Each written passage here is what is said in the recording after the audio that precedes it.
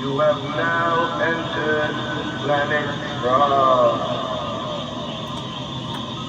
Into dimension. What stream used to flow here, and now what dusty Interdimensional amphibious creatures of the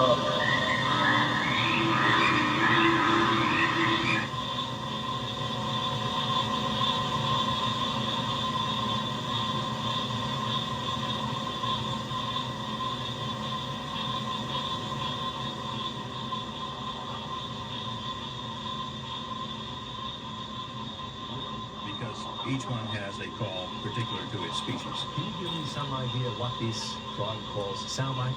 Yeah, we can play on the examples. Each one has a... This is an advertisement call of a giant green tree frog from Papua New Guinea.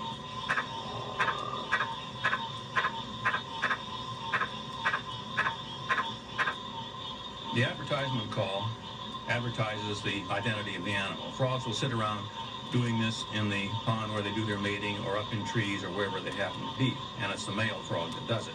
One of the things that the advertisement call can do is serve to warn off other males. It's a territorial call. If another one does call close by, then he may give an encounter call.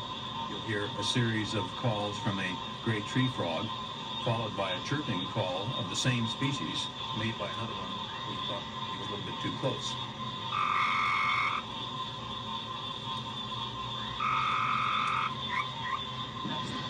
This is generally referred to as a fright call. They do it when they're grabbed, and some people have the idea that it is an altruistic thing that warns other frogs. And this is all done by the male frogs. Females very seldom make any noise. Do all species of frogs use the same repertoire?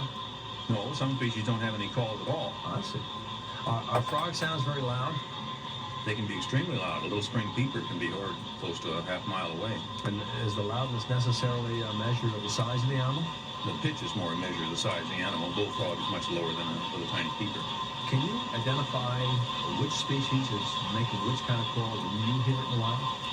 Certainly, just as a good bird watcher can walk through the woods blindfolded and tell you 90% of the species of birds that are there, the way we distinguish frogs is the same way the frogs do. Thank you very much, Dick. With me today is...